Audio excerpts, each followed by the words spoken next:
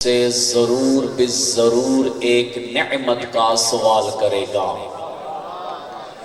اس میں لام زبر اللہ جو ہے اس کا مطلب حتماً ہوتا ہے، یقیناً ہوتا ہے، اور اس میں جو نون ثقیلہ آئی ہے یعنی شد والی جو نون آئی ہے اس کا مطلب یہ ہوتا ہے ضرور بالضرور، یعنی اللہ آپ سے اس نعمت کا سوال کرے گا۔ ان النعیم، یہ بہت بڑی نعمت ہے، اس کا سوال خدا ضرور آپ سے کرے گا۔ اور اس نعمت کی آگے تشریف فرمانے رسول اللہ حدیث رسول اللہ کے ساتھ کر دیا کہ رسول اللہ نے فرمایا وہ سب سے جو بڑی نعمت ہے اس نعمت کو من کنت مولاہ فہذا علی مولا کہا جاتا ہے، یعنی وہ سب سے بڑی جو نعمت ہے اس نعمت کو مولا علی کی ولایت کہا جاتا ہے۔ ایک جملہ لائیو جا رہی ہے اہل سنت کے ایک جید عالم دین کا ایک بہترین جملہ، جید عالم دین اہل تسنن کے، ان سے کسی نے سوال کیا، فرمایا کہ بتائیں قبلہ یہ جو حدیث ہے جس حدیث کو من کنت مولاہ فہذا علی مولا کہا جاتا ہے، اس کے بارے میں آپ کیا فرماتے ہیں؟ یہ حدیث مستند ہے یا ضعیف ہے؟ توجہ نہیں فرما رہے آپ کہ یہ حدیث مستند ہے یا یہ حدیث ضعیف ہے؟ اس جید عالم دین نے، اہل تسنن کے جید عالم دین نے اتنا بڑا جملہ کہہ دیا۔ وہ فرماتے ہیں رسول اللہ کی زندگی کی جتنی بھی احادیث ہیں، رسول اللہ کی زندگی کی جتنی بھی احادیث ہیں، وہ کہتے ہیں چاہے ہماری کتب میں بخاری کی، ترمذی کی، ابن ماجہ کی اگر آپ توجہ فرمائیں، یا پھر انہوں نے کہا کہ اگر مکتب تشیع کی جو 4 کتب ہیں جن 4 کتابوں کو کتب اربعہ کہا جاتا ہے، پہلی کتاب کو اصول کافی کہا جاتا ہے، جو سو رہے ہیں اگر آپ جاگ جائیں، پہلی کتاب کو اصول کافی کہا جاتا ہے، دوسری کتاب کو من لا یخزر الفقیہ کہا جاتا ہے، تیسری کتاب کو استبصار کہا جاتا ہے۔ اہل سنت کے جید عالم دین فرماتے ہیں رسول اللہ کی پوری زندگی میں جو احادیث تشیع کے پاس ہیں، جو احادیث اہل تسنن کے پاس ہیں، اہل سنت کے جید عالم دین یہ کلپ بنا کے سوشل میڈیا پہ وائرل کر دو، ذمہ داری سے بات کر رہا ہوں۔ اہل سنت کے جید عالم دین کیا فرماتے ہیں؟ کہتے ہیں جو رسول اللہ کی احادیث تشیع کے علماء نے فرمائی ہے، جو رسول اللہ کی احادیث اہل تسنن کے علماء نے فرمائی ہے، اہل سنت کے جید عالم دین فرماتے ہیں اگر من کنت مولا ہو فہذا علی فہذا علی مولا والی حدیث صحیح نہیں ہے تو پھر رسول اللہ کی کوئی حدیث بھی صحیح نہیں ہے۔ اگر رسول اللہ کی یہ حدیث من کنت مولا ہو فہذا علی مولا والی حدیث صحیح نہیں ہے تو پھر کہا رسول اللہ کی کوئی حدیث صحیح۔ توجہ فرما رہے ہیں، یعنی یہ حدیث اس قدر مستند ہے کہ انہوں نے فرمایا اگر رسول اللہ کی یہ حدیث صحیح نہیں، یہ دنیا کو حسد تھا، بغض تھا، کینہ تھا، جہاں بھی علی مولا کی ولایت آتی تھی دنیا والوں کے چہروں کے رنگ بدل جاتے تھے۔ اپنی طرف سے نہیں، قرآن کی ایک سورہ ہے بڑی مشہور سورہ ہے، اس سورہ کا نام ہے سورہ نجم۔ یار بول تو جائے نا، نجم کہتے ہیں عربی میں ستارے کو، نجم کہتے ہیں عربی میں ستارے کو۔ عرب کے جو بدو تھے رسول اللہ پہ الزام تراشتے تھے، کبھی رسول اللہ کو کہتے تھے یہ ساحر ہے یعنی جادوگر ہے، کبھی رسول اللہ کو کہتے تھے یہ مجنون ہے، کبھی رسول اللہ کو کہتے تھے یہ شاعر ہے۔ ایک مرتبہ ہوا کہ رسول اللہ بھی بیٹھے تھے، آپ کی خاموشی کی قسم رسول اللہ بھی بیٹھے تھے، رسول اللہ کے اصحاب بھی بیٹھے تھے، رسول اللہ کے انصار بھی بیٹھے تھے، آسمان سے ایک ستارہ ٹوٹتا ہے، وہ ستارہ علی کے گھر میں گرتا ہے۔ اگر توجہ فرمائیں، ایک ستارہ آسمان سے ٹوٹتا ہے، وہ ستارہ کس گھر میں گرا؟ علی کے گھر میں گرا۔ وہ ستارہ کس مرگ میں گرا؟ علی مولا کے گھر میں گرا۔ یہ سورہ نجم کی بعد میں تیسری چوتھی آیت ہے جس میں اللہ نے فرمایا تھا، اللہ نے جتنے بھی اللہ نے ان کا جوابات دیے تھے، جو رسول اللہ کو شاعر کہتے تھے، مجنون کہتے تھے، اساطیر الاولین کہتے تھے، اسی سورہ میں اللہ نے ان کو جواب دیا تھا۔ پہلے علی کی ولایت کا تذکرہ کر کے پھر سورہ نجم میں خدا نے فرمایا تھا وَمَا يَنطِقُ عَنِ الْهَوَىٰ، میرا حبیب تو اللہ کی وحی کے بغیر بات ہی نہیں کرتا۔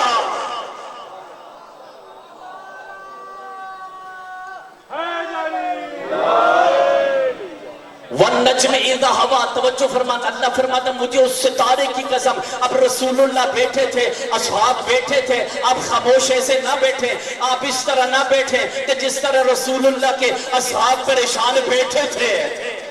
لیکن اگر توجہ فرمائیں تو دو طرح کے صحاب تھے نا، اصحاب تھے رسول اللہ کے، لوگوں نے رٹ لگائی ہے کہ صحابہ کو نہیں مانتے، صحابہ کو نہیں مانتے، تمہیں تو صحابی کا پتہ نہیں ہے۔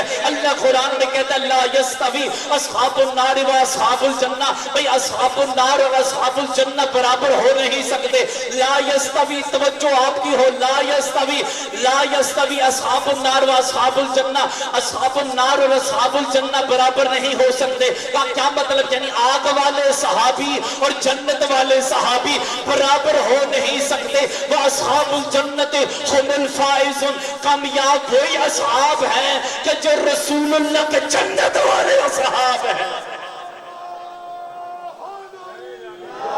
تم نے تو سمت کو ڈیوائیڈ کر دیا، یہ شیعہ ایسا ٹولہ ہے، یہ صحابہ کو نہیں مانتا، تمہیں تو صحابہ کا پتہ ہی نہیں ہے، تمہارے پاس تو صرف گنے چنے صحابی ہے۔ اگر ہم صحابہ کو گننا چاہیں، اگر توجہ فرمائیں، اگر ہم صحابہ کو گننا چاہیں نا تو پھر صحابی ایک نہیں ہے۔ اگر صحابہ کو دیکھنا چاہتے ہو نا، ابو ذر کو بھی صحابی کہا جاتا ہے۔ اگر صحابہ کو دیکھنا چاہتے ہو نا، مقداد کو بھی صحابی کہا جاتا ہے۔ اگر صحابہ کو دیکھنا چاہتے ہیں اینک والا بھائی میری طرف ہاتھ اٹھانا، اگر صحابہ کو دیکھنا چاہتے ہیں نا سلمان کو بھی صحابی کہا جاتا ہے۔ اگر صحابہ کو دیکھنا چاہتے ہو نا بلال کو بھی صحابی کہا جاتا ہے۔ اگر صحابہ کو دیکھنا چاہتے ہو نا خنبر کو بھی صحابی کہا جاتا ہے۔ اگر صحابہ کو دیکھنا چاہتے ہو نا عابس کو بھی صحابی کہا جاتا ہے۔ اگر صحابہ کو دیکھنا چاہتے ہو نا حبیب ابن مظاہر کو بھی صحابی کہا جاتا ہے۔ توجہ فرما رہے ہیں۔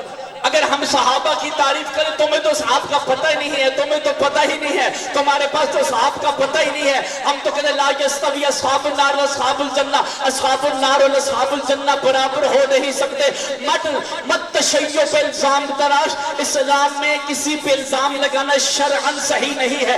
آغا امام خمینی علیہ رحمہ نے بھی ہمیں یہ تہذیب سکھائی ہے، راہبر نے بھی یہ تہذیب سکھائی ہے، شیعہ سنی کو ایک پلیٹ فارم پہ لاؤ، کبھی بھی صحابہ سے دور نہ ہونا، کبھی بھی صحابہ سے دور نہ ہونا، پریشان نہ ہونا، کبھی بھی صحابہ سے دور نہ ہونا، کبھی بھی صحابہ سے دور نہ ہونا، کبھی بھی اصحاب کو نہ چھوڑنا۔ یاد رکھنا اصحاب رسول سے منہ موڑا نہیں جاتا، لعنت کے اقدار کو چھوڑا رہا۔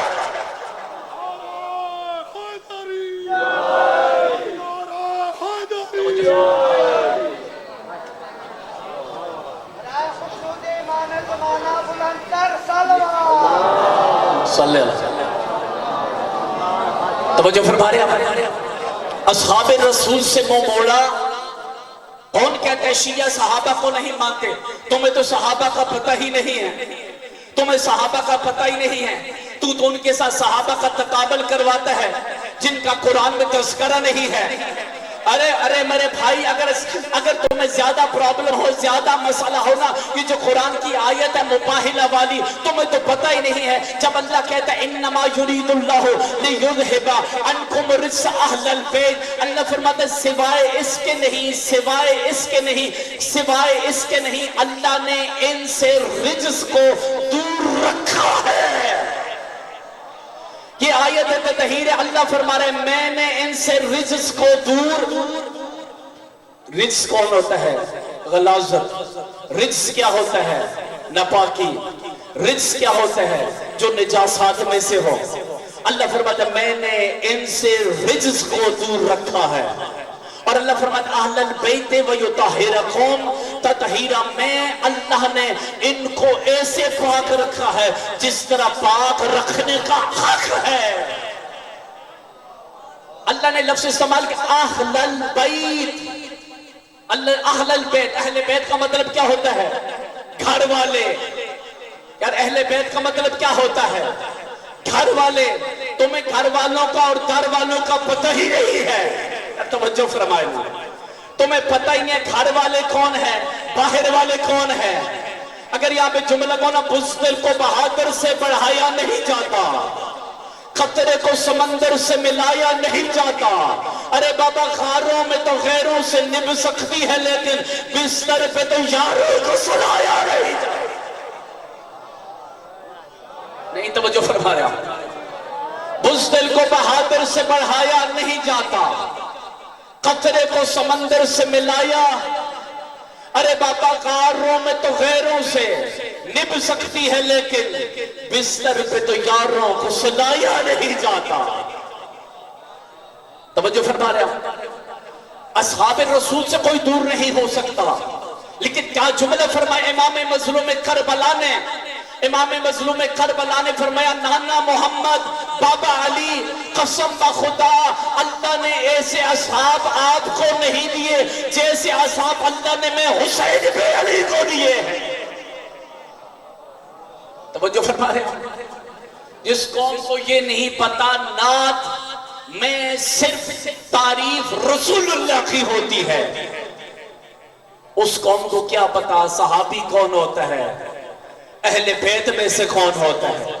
یہ جتنی ایف آئی آریں ہو رہی ہیں نا، جتنی ایف آئی آرز ہو رہی ہیں، ان کے لیے ایک لفظ میں کہتا ہوں، جو بھی اگر کوئی انتظامیہ کا فرد تشیع سے تعلق رکھنے والے مومن پہ ایف آئی آر کاٹتا ہے نا، اس غریب کا قصور ہی نہیں ہے، وہ بیچارہ مبہوت الحواس ہے،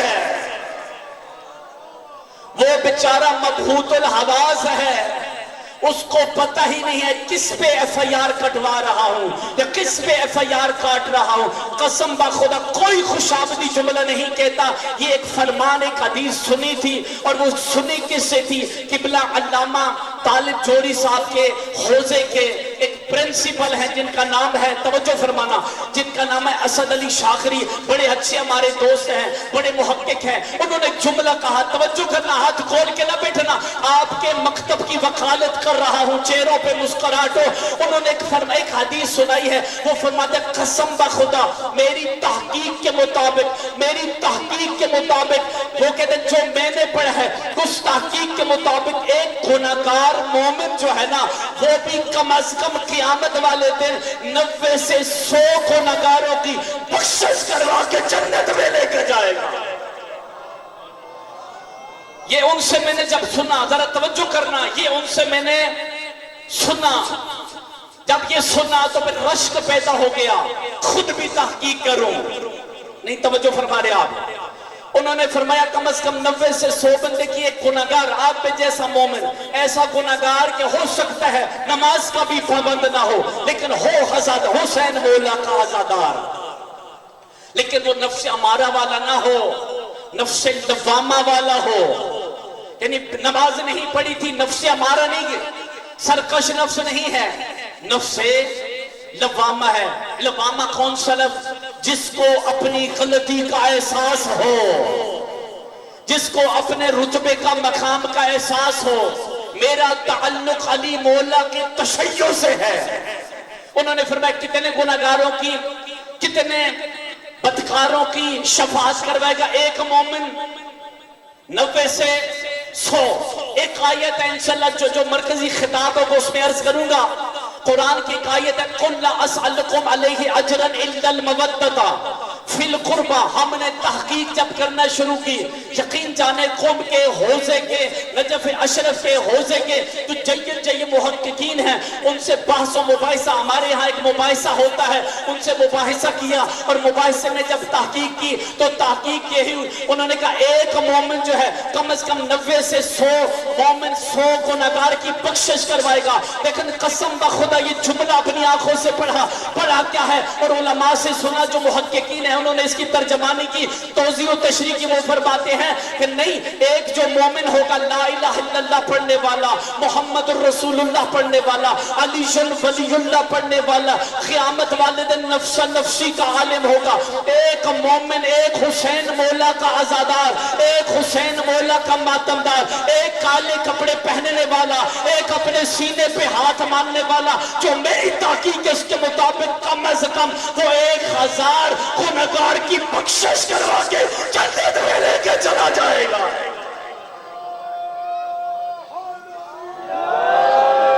ایک مومن کتنے گنہگاروں کی بخشش کروائے گا؟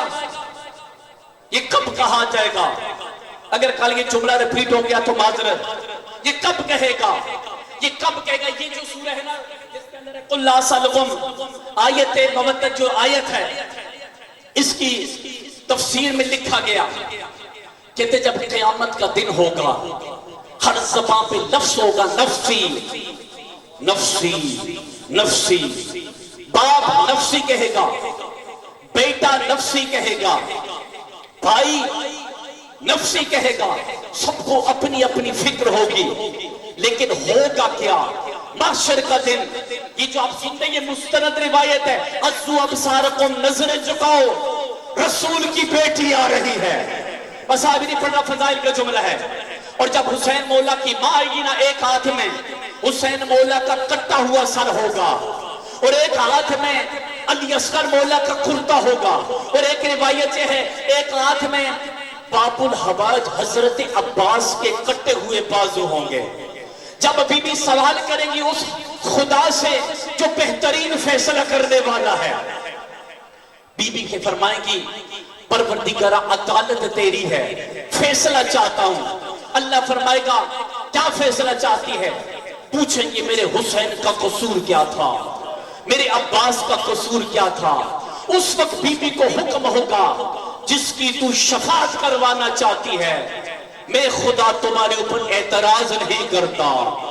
اور یہ روایت کے الفاظ ہیں، اللہ حسین ابن علی کو زندہ کرے گا، اللہ حسین ابن علی کے سر کو جسم کے ساتھ جوڑ دے گا، حسین مولا زندہ ہو جائیں گے، خدا حکم دے گا پکار جن کو تو پکارنا چاہتا ہے۔ ایک طرف معاشر میں ہر زبان پہ ہوگا، وہ میرے پولیس والے بھائیوں جو FIR کاٹتے ہو، بے گناہ مجلسوں پہ پابندیاں لگاتے ہو، وہاں پہ کیا ہوگا؟ حسین مولا کو اختیارات دیے جائیں گے، حسین مانگ کیا مانگنا چاہتا ہے؟ ہر زبان پہ جملوں گا نفسی نفسی نفسی، میرا نفس میرا نفس، خائے میری ذات۔ لیکن حسین مولا فرمائیں گے اینا اینا زوار قبر امام حسین، حسین مولا فرمائیں گے کہاں ہے؟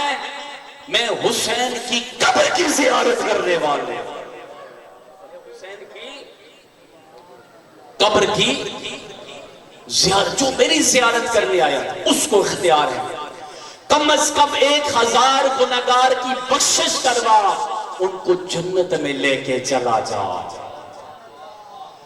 لا اکراہ فی الدین، دین میں جبر نہیں ہے۔ اب بندہ کہے گا اس حکومت میں بندہ کیسے جائے، اس مشکل دور میں زیارات پہ بندہ کیسے جائے؟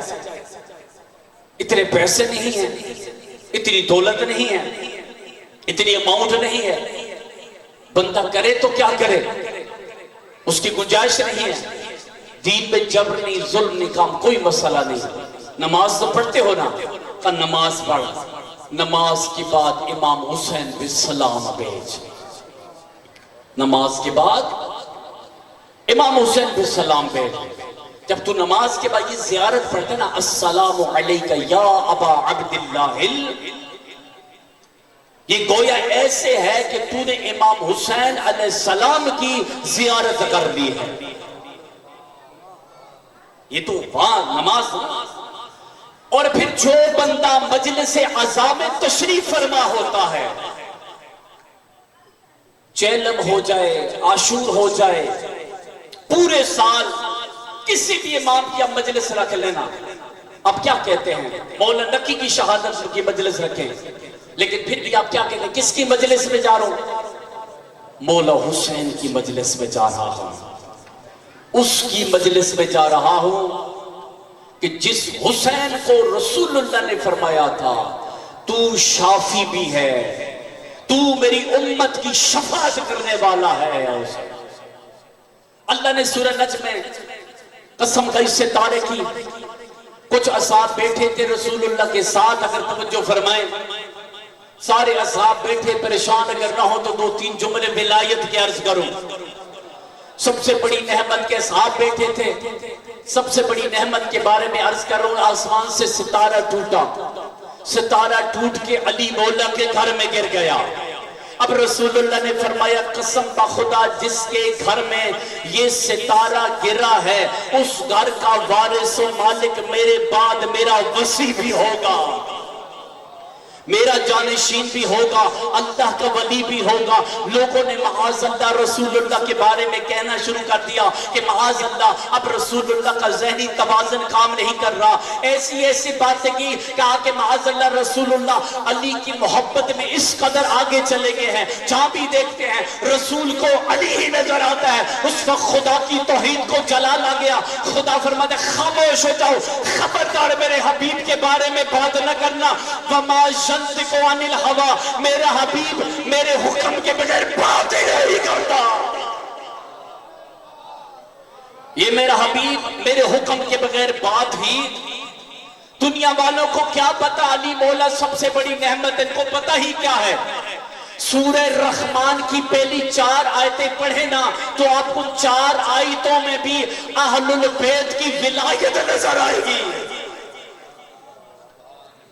اگر آپ توجہ فرمائیں، یہ جو رسول اللہ کے بارے میں لوگ کہتے ہیں رسول اللہ جب دنیا میں آئے تھے تو کچھ بھی نہیں جانتے تھے، توجہ نہیں فرما رہے آپ، یہ رسول اللہ کے یہ عاشق رسول ہونے کا ثبوت دیا جا رہا ہے۔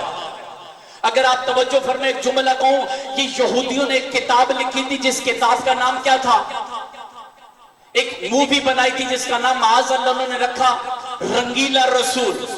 جب یہودیوں پہ اعتراض کیا گیا، یہودیوں نے کہا یہ ہم نے تو جو کچھ کیا ہے ہم نے تو مسلمانوں کی کتابیں پڑھ کے کیا ہے، اور اس کتاب کو بہشتی زیور کہا جاتا ہے۔ اگر آپ پڑھیں نا تو پتہ چلے سب سے بڑی توہین رسالت کون کرتا ہے، تو پھر آپ کو پتہ چلے گا۔ کہتے ہیں رسول دنیا میں آئے تھے کچھ نہیں جانتے تھے، جو ملا ملوانا ایسی باتیں کرے رسول دنیا میں آئے تھے کچھ نہیں جانتے تھے، اس مولانا کو کہو مولانا آنکھیں بند کر کے قرآن کو نہ پڑھا کر سورہ رحمان کی پہلی 4 آیتیں پڑھا کر، جس پہ خدا فرماتے ہیں الرحمن علم القرآن خلق الانسان علمہ البیان۔ اس کا مطلب کہ اللہ فرماتے ہیں الرحمن وہ اللہ ہے، علم القرآن جس نے پہلے علم دیا ہے، خلق الانسان پھر انسان کو خلق کیا ہے۔ اب یہ باقر مولا جو باقر علوم ہے ان سے پوچھا کہ مولا اس سے کیا مراد ہے؟ جہاں پہ اللہ فرماتا ہے الرحمن علم القرآن خلق الانسان، اللہ فرماتا ہے رحمان وہ ہے جس نے پہلے علم دیا ہے پھر خلق کیا ہے۔ اس سے مراد کون ہے؟ اب لوگوں نے کہا جی محمد تو کچھ نہیں جانتا تھا۔ اب ان آیات پہ توجہ کرنا، اگر آیات میں یہ آتا الرحمن خلق الانسان علمہ البیان، اگر خلق الانسان پہلے آتا پھر لوگ درستے، یعنی رسول جب آئے تھے تو کچھ نہیں جانتے تھے۔ اللہ نے لفظ کیا استعمال کیا؟ اللہ فرماتا ہے الرحمن علم القرآن، رحمان وہ ہے جس نے پہلے علم دیا ہے پھر خلق کیا ہے، پہلے علم دیا ہے پھر خلق کیا۔ مسلمان کو پتہ ہی نہیں ہے قرآن کیا کہتا ہے۔ ایک اور آیت پڑھوں گا جس میں اللہ کیا فرماتا ہے، سورہ نحل کی آیت ہے، خدا فرماتا ہے وَاللَّوْ أَخْرَجَكُمْ مِن بُطُونِ أُمَّهَاتِكُمْ، تم جب ماں کے شکم سے پیدا ہوئے تھے تم کچھ نہیں جانتے تھے، توجہ ہو، تم کچھ نہیں جانتے تھے، تمہیں ماں کا بھی نہیں پتا تھا، تمہیں بابا کا بھی نہیں پتا تھا، تمہیں بہن کا بھی نہیں پتا تھا، تمہیں کھانے کا بھی نہیں پتا۔ باقر العلوم مولا سے پوچھا گا مولا کی جو ایک طرف سورہ رحمان کی 4 آیتیں ہیں جس میں اللہ فرماتا ہے پہلے میں نے علم دیا ہے بعد میں خلق کیا ہے، اس سے مراد کون ہے؟ اور ایک مقام پہ اللہ فرماتا ہے وَاللَّوْ أَخْرَجَكُمْ مِن بُطُونِ أُمَّهَاتِكُمْ، جب تم ماں کے شکم سے پیدا ہوئے تھے کچھ نہیں جانتے تھے۔ مولا فرماتے ہیں یہ جو سورہ رحمان کی پہلی 4 آیتیں ہیں الرحمن علم القرآن خلق الانسان علمہ البیان، یہ جو پہلی 4 آیتیں توجہ میری طرف ہو، اللہ نے پہلے علم علم دیا، بعد میں خلق کیا، باقر العلوم مولا فرماتے ہیں اس سے مراد محمد مصطفیٰ سے لے کر امام زمانہ تک ہم ہیں۔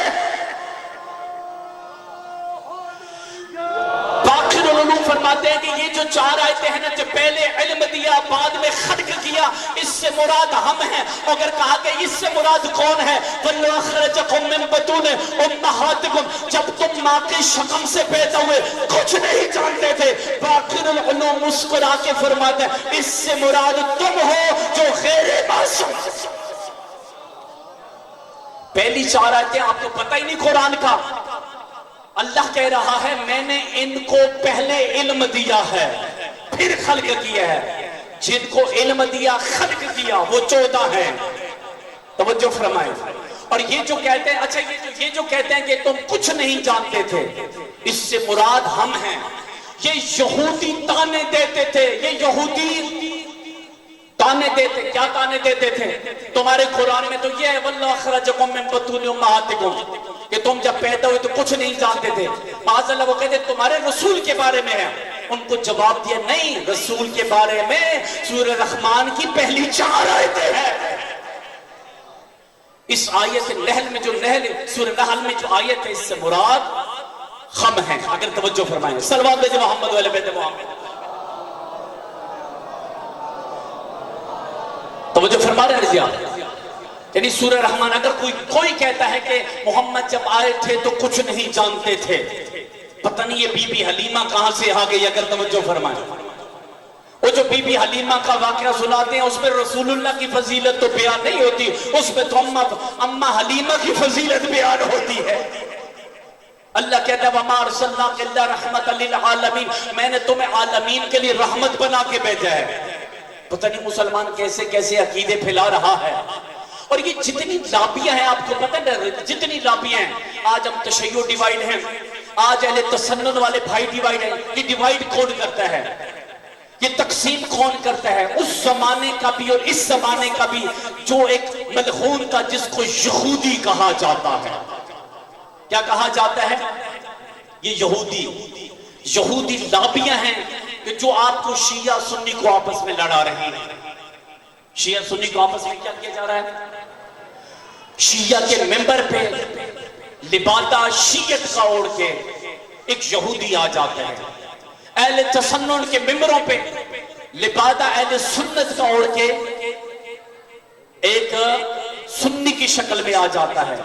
وگرنہ قسم کا خدا آپ کے جعفر صادق مولا نے، صلوات بھیجے محمد والے، آپ کے جعفر صادق مولانا نے جہاں پہ تشیع کے لیے سینکڑوں یونیورسٹیاں بنائی ہے نا، وہاں پہ اہل سنت کے لیے بھی ایک جامعہ، ایک اسلامی یونیورسٹی بنائی ہے، جس یونیورسٹی کا نام تھا جامعۃ الازہر۔ آج آپ دیکھتے ہیں یہ پیغام ہے، آغا خامنہئی اتفاق کا پیغام دیتے ہیں، آغا سستانی فرماتے ہیں اتفاق کا پیغام دیتے ہیں۔ میں کہتا ہوں یہ آغا خامنہئی اور آغا سستانی کا کمال نہیں ہے، یہ کمال امام جعفر صادق علیہ السلام کا ہے۔ یہ کمال کس کا جی؟ امام جعفر صادق کا۔ توجہ فرمائیں، آخری ایک قصیدہ سناؤں پھر مسائل پہ آ جاؤں۔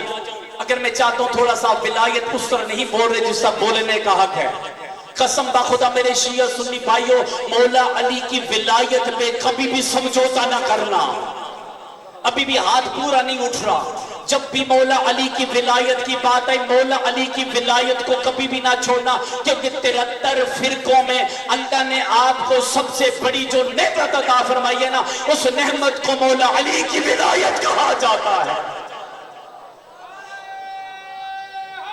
حیدری، بس آخری جملے ہیں مولا علی کے ولایت کی، یعنی ولایت کو کبھی بھی نہ چھوڑنا، ولایت کو کبھی بھی، ولایت علی کو کبھی نہ چھوڑنا، ولایت علی پہ کبھی سمجھوتا نہ کرنا۔ سید ابن طاؤس آپ کے تشیع کے بہت بڑے مرجع تھے جن کے بارے میں 100% تھا، وہ امام سے ملاقات ہوتی تھی۔ سید ابن طاؤس بہت بڑے محقق تھے، بہت بڑے مرجع تھے۔ توجہ کرنا، سید آج اگر کوئی بندہ یہ کہتا ہے کہ یہ مولانا، یہ عالم دین، یہ مراجع، یہ مجتہدین ولایت علی کے دشمن، ان کو پتہ ہی نہیں ہے کہ پھر مراجع تو سب سے دیوانے ہیں مولا علی کی ولایت کے۔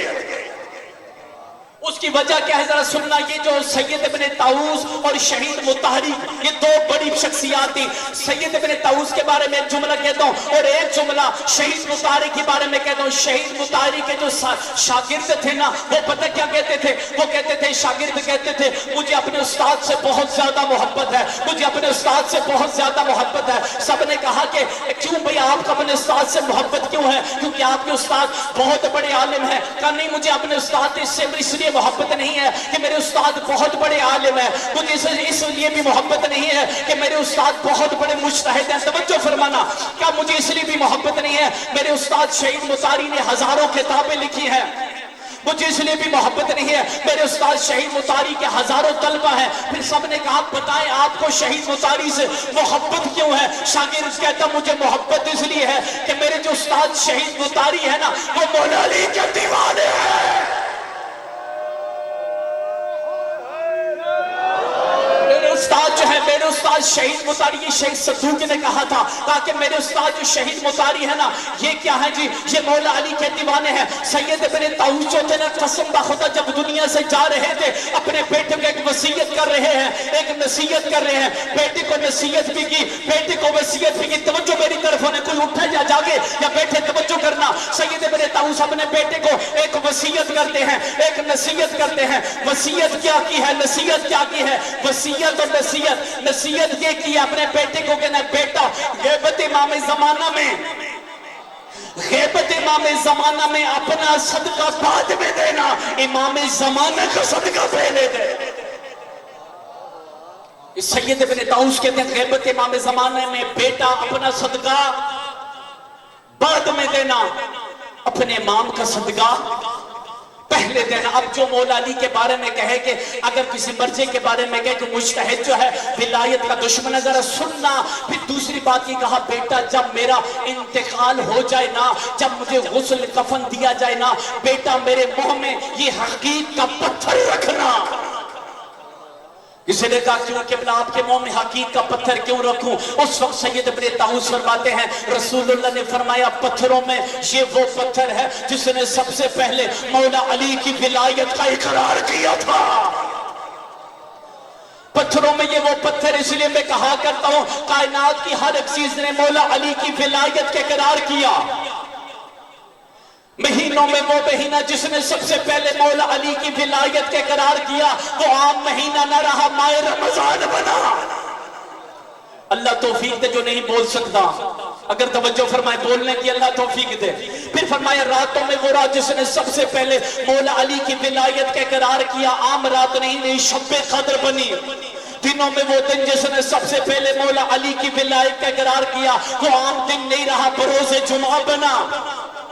زمین کا وہ ٹکڑا جس نے سب سے پہلے مولا علی کی ولایت کے قرار کیا عام ٹکڑا نہ رہا، بیت اللہ بنا. پانی میں وہ پانی جس نے سب سے پہلے مولا علی کی ولایت کے قرار کیا عام پانی نہ رہا، آب کوثر بنا. اس لیے میں کہا کرتا ہوں وہ بندہ بندہ نہیں ہے جس کا علی بندہ نواز نہیں ہے، وہ پیر پیر نہیں ہے جس کا علی پیر نہیں ہے، وہ جوان سو رہا ہے وہ پیر پیر نہیں ہے جس کا علی پیر نہیں ہے، وہ داتا داتا نہیں ہے جس کا علی داتا ہاتھ اٹھانا چاہیے، وہ راہبر راہبر نہیں ہے جس کا علی راہبر نہیں ہے، وہ سکندر سکندر نہیں ہے جس کا علی سکندر نہیں ہے، وہ مسلمان مسلمان نہیں ہے جس کو علی کی پہچان نہیں ہے، وہ انسان انسان نہیں ہے جس کا علی کی طرف دھیان نہیں ہے، وہ مومن مومن نہیں جس کا علی امیر المومن.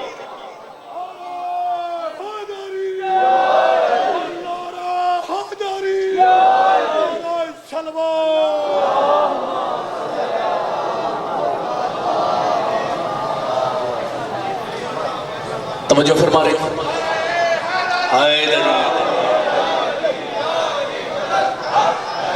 بس آزادارو. دنیا اگر مولا علی کی ولایت کو سمجھ جاتی ہے،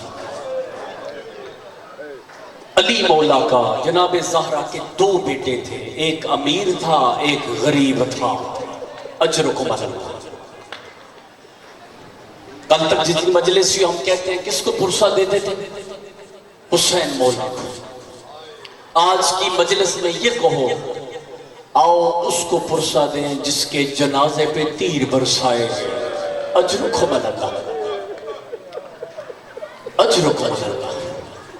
آدم اللہ اجورنا و اجورکم، کوشش کریں 7 محرم کے بعد اپنی آستینیں الٹتے ہیں جتنا ہو سکے۔ عزادارو یہ رسم نہیں ہے، یہ وہ کام ہے کہ جو آپ کے امام رضا مولا نے کیا۔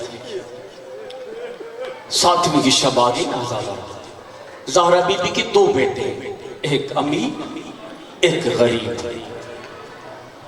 ایک کو مسموم کہا جاتا ہے، ایک کو مظلوم کہا جاتا ہے۔ اجرکم علی اللہ، خدا توفیق دے رونے کی۔ یہ روایت روز سناتا ہوں، نہ رونا ہے نا بی بی فاطمہ الزہرا کی وہ بات یاد کرو۔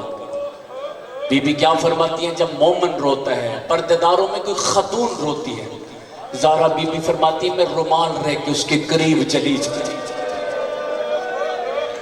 رومال رہ کے قریب چلی جاتی۔ لیکن یقیناً عزاداروں، حسین مولا کے عزادار کے پاس تو بی بی زہرا جائیں گی، لیکن یاد رکھنا اس غریب پہ جب اس ہستی پہ جب رویا جائے نا، جس ہستی کو مسموم کہا جاتا ہے، کیا کہا؟ السلام علیکہ ایھا الامام المسموم، اے مسموم امام تمہارے اوپر سلام ہو۔ وہ مسموم جس کو امت نے 1 مرتبہ نہیں 9 مرتبہ زہر دی، 1 مرتبہ نہیں۔ شہزادہ قاسم کی برآمدگی ہونی نا حضرت، میں کسی طرف آپ کو لے کے آنا چاہتا ہوں۔ کون حسن؟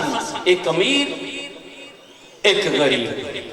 امیر کون ہے اور غریب کون ہے؟ امیر اس کو کہا جاتا ہے کہ جس کے جنازے پہ تیر برسائے گئے، غریب اس کو کہا جاتا ہے جس کا جنازہ تیروں پہ پڑا رہا۔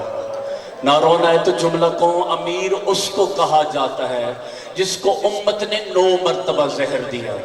غریب اس کو کہا جاتا ہے جس کے 7ویں قدم پہ بہن ہو، 7ویں قدم پہ بیٹی ہو، 70ویں قدم پہ بہن ہو، اور غریب ضربوں کے نیچے آ رہا ہو، اور شبر مرہون سینے پہ سوار ہو، اور سقینہ بی بی جا کے پھپھی کو کہے، پھپھی اماں آپ مجھے کہانی سناتی تھی، آپ نے فرمایا تھا 1 مرتبہ نانا کو کافروں نے گرا لیا تھا، آپ نے بتایا تھا نا اماں، آپ نے بتایا جب نانا کو کافروں نے گرا لیا تھا نا تو میری دادی زہرا نے سر پہ چادر کی تھی، میدان کا رخ کیا تھا۔ اب کافروں نے کہنا شروع کر دیا اب اس کو کچھ نہ کہنا، اس کی بیٹی آ گئی ہے۔ بی بی سکینہ فرماتی ہے ماں اگر میں بھی سر پہ دوپٹہ لوں چادر کر کے جا کے شبر کو کہوں شبر میرے باپ کو نہ مار، ادادہ رسول بی بی فرماتی ہے سکینہ نہ جانا، سکینہ نہ جانا، وہ کافر تھے یہ مسلمان۔ حجرکم اللہ آدم اللہ اجورنا و اجورکم۔ عزاداروں مل گئی حسن مولا کو زہر۔ جب حسن مولا کو زہر ملی نا، حسن مولا کو زہر ملی، حسن مولا کے سینے میں جلن تھی نا، حسن مولا عزاداروں تڑپتے تڑپتے نانا کے روزے پہ آتے ہیں، محمد مصطفیٰ کے روزے پہ آتے ہیں۔ محمد مصطفیٰ کے روزے کے ساتھ حسن مولا نے اپنے ہاتھ کو لگایا ہے، اور قبر سے آواز آئی حسن کیوں آیا ہے؟ اس وقت حسن مولا فرماتے ہیں نانا قبر کی جگہ مانگنے آیا ہو، نانا قبر کی جگہ مانگنے آیا ہو۔ اس وقت حسن مولا کو رسول اللہ فرماتے ہیں بیٹا حسن اگر امت تمہیں جگہ دیتی ہے میں بسم اللہ کر کے تمہیں قبول کروں۔ حجرکم اللہ، امت تمہیں جگہ دے میں بسم اللہ کر کے قبول کروں گا۔ اب نانا کے روزے سے ہو کے نا حسن مولا اماں زہرا کے روزے پہ جاتے ہیں، اماں زہرا کے روزے پہ کے روایت کے الفاظ ہے جب حسن مولا اماں کی قبر کے ساتھ چپک جاتے ہیں نا، بی بی فاطمہ الزہرا کی قبر ہلنا شروع کرتی ہے۔ جب قبر ہل رہی ہوتی ہے اس وقت آواز آتی ہے قبر سے بیٹا حسن کیا ہوا، کہاں گئے تھے؟ حسن مولا نے یقیناً کہا ہوگا اماں نانا کے روزے پہ گیا تھا۔ بیٹا کیوں گیا تھا؟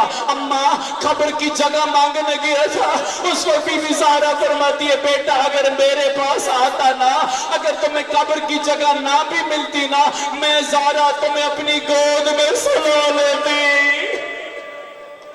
میں زہرا تمہیں اپنی گود میں سلا لیتی.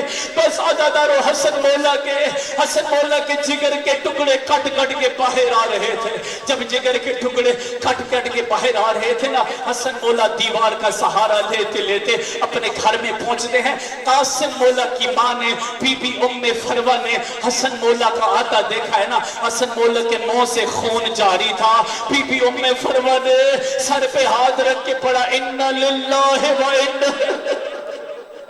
بی بی نے کیا پڑھا؟ بی بی ام فروہ نے اِنَّا لِلَّهِ وَإِنَّا إِلَيْهِ رَاجِعُونَ پڑھا. اور بی بی فرماتی حسن مولا کیا ہوا؟ لگتا ہے مدینہ اجڑنے لگا ہے, لگتا ہے میرا حسن یتیم ہونے والا ہے. اجرکم اللہ, اجرکم اللہ, لگتا ہے میرا حسن یتیم ہونے والا ہے.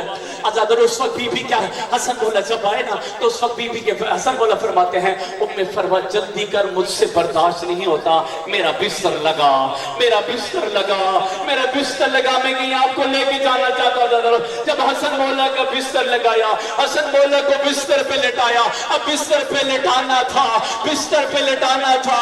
حسن مولا کے جگر کے ٹکڑے کٹ کٹ کے باہر آ رہے تھے. حسن مولا تڑپ رہے تھے. یہاں پہ ایک رونا نہیں آتا, ایک جملے کہتا ہوں, امیر اس کو کہتے ہیں جو مدینہ میں بستر پہ تڑپتا رہا, غریب اس کو کہتے ہیں جو کربلا کی خاک پہ تڑپتا رہا.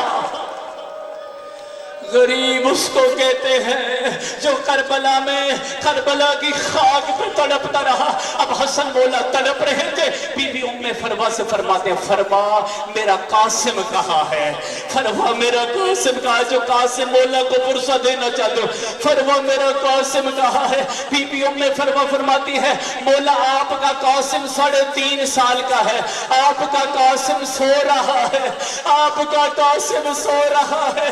عجیب قسمت زہرا کی اولاد کی, مدینہ میں 3.5 سال کا قاسم تڑپتا رہا, کربلا میں 3.5 سال کی سکینہ تڑپتی رہی. مدینہ میں عزادارو پھر کیا فرمایا؟ بی بی ام فروہ سے حسن مولا فرماتے ہیں ام فروہ تھوڑی دیر کے لیے میرے قاسم کو میرے قریب بلا, میرے قاسم کو میرے قریب بلا. بی بی فرماتی ہے مولا آپ کا قاسم سو رہا ہے, آپ کا قاسم سو رہا ہے. کہا جلدی رہا, میں قاسم کو اپنے سینے پہ سلانا چاہتا ہوں. اللہ جانے کیسے برداشت کرو گے اگلا جملہ, میں قاسم کو سینے پہ سلانا چاہتا ہوں. عزادار ہوا کیا, بی بی نے کیا کیا, قاسم مولا کو اٹھایا, حسن مولا کے سینے پہ سلایا. اب سینے پہ سلانا تھا نا عزادارو, اب قاسم مولا تڑپ کے اٹھے. بی بی فرماتے قاسم کیا ہوا؟ فرماتے اماں بابا کا سینہ گرم ہے. حجرکم اللہ, اماں بابا کا سینہ گرم ہے, اماں بابا کا سینہ گرم ہے. اگر روایت کے الفاظ ہیں قاسم مولا کے اس وقت حسن مولا نے کیا کیا, خاک کو لیا قاسم مولا کے سر میں ڈالا, خاک کو لیا قاسم مولا کے سر میں ڈالا. اور پھر اس وقت حسن مولا نے ایک تعویذ لکھا. اگر وہ تعویذ اصل میں مولا حسین کے نام پہ ایک خط تھا, اور اس تعویذ کو لکھ کر قاسم مولا کے بازو کے ساتھ باندھ دیا. اور پھر فرمایا میرا بیٹا قاسم جب بھی تم پہ مشکل وقت آ جائے یہ تعویذ کھول کے دیکھ لینا, اور اس تعویذ میں حل لکھا ہوگا. اب قاسم مولا کے سر میں خاک کو ڈالا ہوا تھا, قاسم مولا کا گربان چاک کی ہوا تھا. کہ قاسم جا کے پھپھیوں کو بلا, قاسم جا کے پھپھیوں کو بلا, اور قاسم تو یتیم ہونے والا ہے. اب قاسم مولا کے سر میں خاک ہے, قاسم مولا کا گربان چاک ہے. اس جگہ پہ جاتے ہیں جس جگہ پہ بی بی زینب تھی نا, بی بی زینب کے دروازے پہ پیرا مولا عباس کا تھا. بی بی زینب کے دروازے پہ عزادارو بی بی فضا بھی موجود تھی. کہا قاسم کچھ بھی نہ کرنا, پھپھی زینب کے دروازے پہ جا کے کھڑے ہو جانا, کچھ بھی نہ کرنا, پرسہ دو عزادارو سر کا. جا کے نا پھپھی امنا کے دروازے پہ کھڑے ہو جانا. عزادارو جیسے قاسم مولا چاہتے ہیں نا, سر میں خاک تھی, گربان چاک تھا, آستینیں الٹی ہوئی تھی. اب اب قاسم مولا اپنے آپ کو کہتے ہیں قاسم تو یتیم ہونے والا ہے، قاسم تو یتیم ہونے والا ہے۔ اپنی پھپھی کو کیسے بتائے گا؟ جیسے پھپھی کے دروازے پہ گیا نا، بے ساختہ قاسم رونے لگے۔ بی بی زینب نے قاسم مولا کی آواز کو سنا۔ بی بی زینب اندر سے آواز دیتی ہے، فضا میرے قاسم کو جھنکنا نہیں ہے، یہ میرے حسن کا یتیم آ رہا ہے۔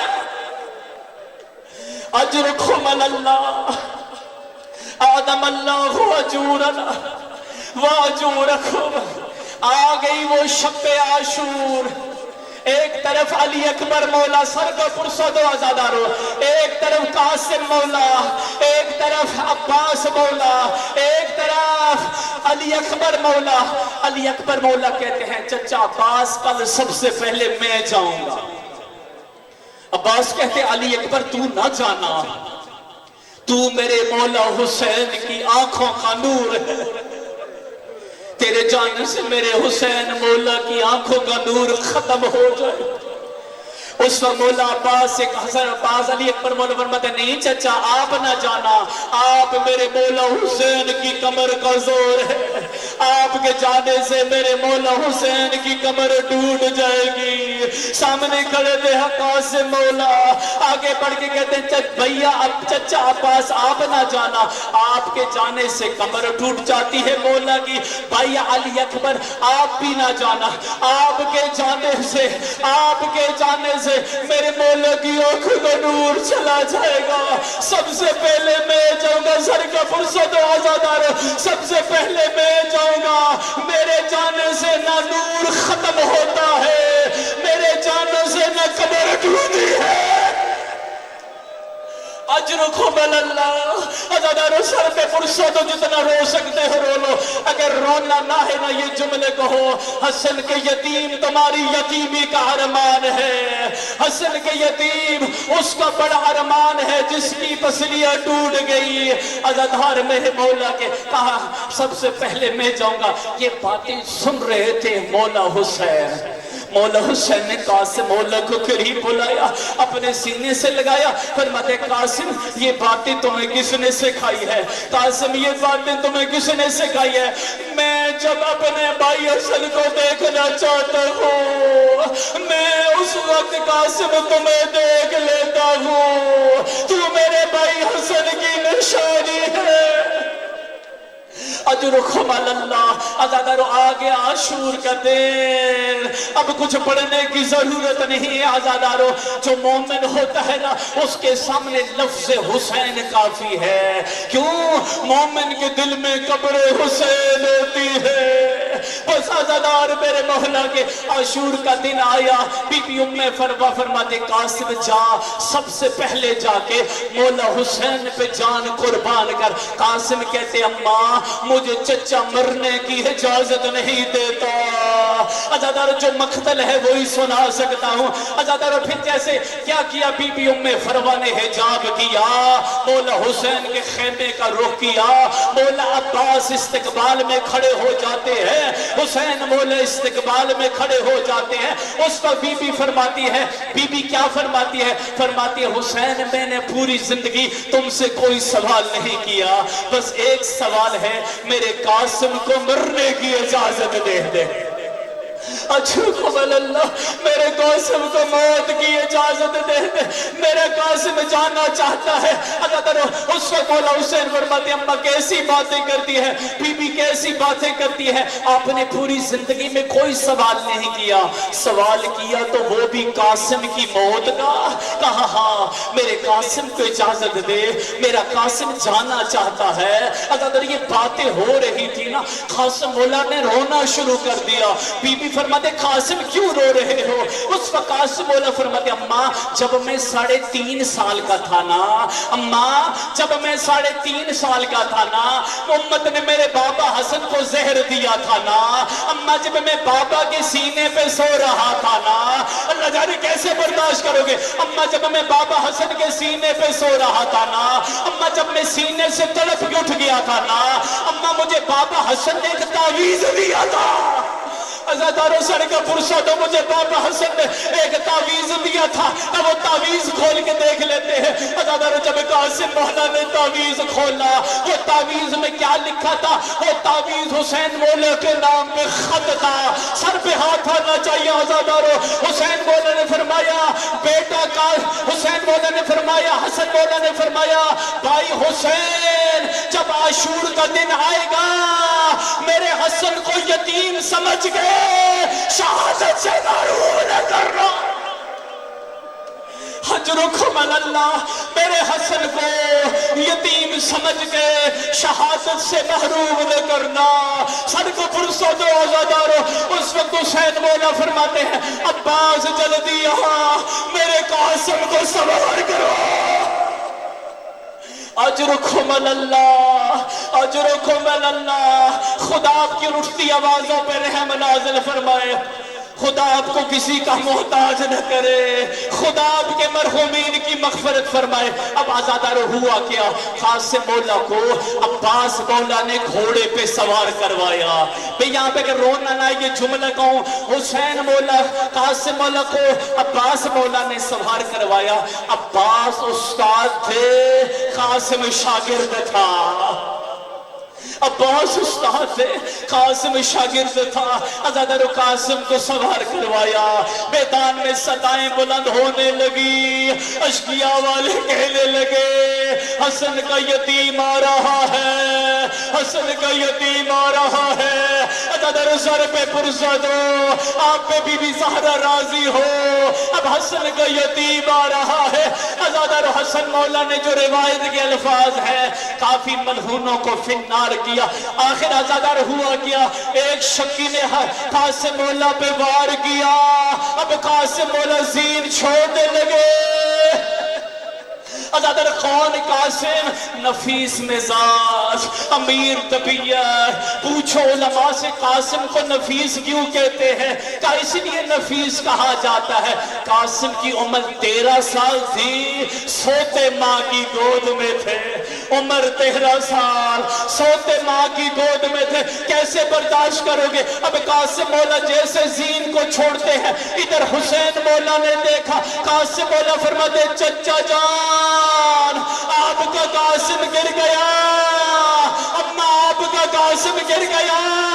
اس وقت امام حسین گھوڑے پہ سوار ہوتے ہیں، فرماتے ہیں این قاسم، کہاں ہے میرا قاسم؟ این قاسم، کہاں ہے میرا قاسم؟ عزادارو کچھ بھی آواز نہ آئی۔ آخر کے جیسے مولا حسین عزادارو میدان میں پہنچے ہیں نا، قاسم مولا زین سے زمین پر تھے۔ اشقیاء کے جو گھوڑے تھے نا، دائیں طرف کے گھوڑے بائیں طرف، بائیں طرف کے گھوڑے دائیں طرف۔ اجرکم اللہ۔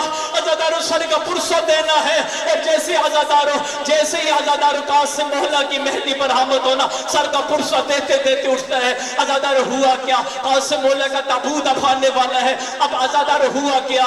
جیسے ہی نا عزادارو جیسے قاسم مولا زین چھوڑتے ہیں، قاسم مولا زین سے زمین پہ دائیں طرف کے گھوڑے بائیں طرف، بائیں طرف کے گھوڑے دائیں طرف۔ قاسم مولا اتنے چھوٹے تھے نا، قاسم مولا نے فرمایا اما آپ کا قاسم گر گیا۔